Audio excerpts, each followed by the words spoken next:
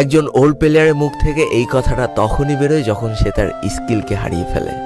যেই পুরানো প্লেয়ারের গেম প্লেটা দেখে আজ তোমরা হাসছো, এমন একটা সময় ছিল যাকে কাস্টম খেলার জন্য সর্বপ্রথম হায়ার করে নিয়ে যাওয়া হতো। যেই পুরনো প্লেয়ারটার গেম প্লে দেখে আজ তোমরা হাসছো, একটাবার খোঁজ নিয়ে দেখো সেই প্লেয়ারটার গেম প্লে দেখেই একটা সময় অনেক মানুষ গেম খেলা শিখেছে। যেই ওল্ড প্লেয়ারটার খেলা দেখে আজ তোমরা তোমাদের গ্রুপে নিতেও লজ্জা পাচ্ছ, খোঁজ নিয়ে দেখো সেই ওল্ড প্লেয়ারটা কোনো একটা সময় কোনো একটা গিল্ডের লিডার বা অফিসার ছিল। যেই ওল্ড প্লেয়ারটা আজ তোমাদের রিভাইভ দিতে যেতে ভয় পাচ্ছে, মনে রেখো একটা সময় ছিল যখন এই প্লেয়ারটাই পুরো মাঠ একা ফাঁকা করে বুইয়া নিয়ে আসতো। যেই নতুন প্লেয়ারগুলো শুধুমাত্র ডাইনামিক ডুয়োর সাথে গেম খেলার জন্য সারা রাত জাগো, তোমরা মনে রেখো যারা ওল্ড প্লেয়ার ছিল তারা সারা রাত খালি ট্রেনিং পিটাতো নিজেদের স্কিল ভালো করার জন্য। আমি জানি আজকের দিনের যারা অনট্যাপ মারা প্লেয়ার তারা কখনোই ফিল করতে পারবা না যে বসে জুম করে উঠে হেডশট মারার মজাটা আসলে কি ছিল।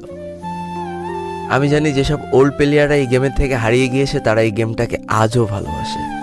জীবনে এমন হাজারো ওল্ড প্লেয়ার আছে যাদের ফ্রি ফায়ারই ছিল জীবনে প্রথম রাত জাগার কারণ।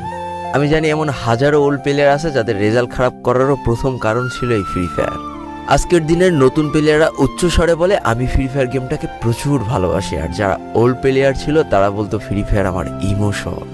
একটা না দুইটা না অনেক কটি বছর এই ফ্রি ফায়ার গেমটার সাথে কাটিয়ে দিয়েছি, অনেক ভালো ভালো বন্ধু পেয়েছি, আবার অনেক মানুষকে হারিয়েও ফেলেছি।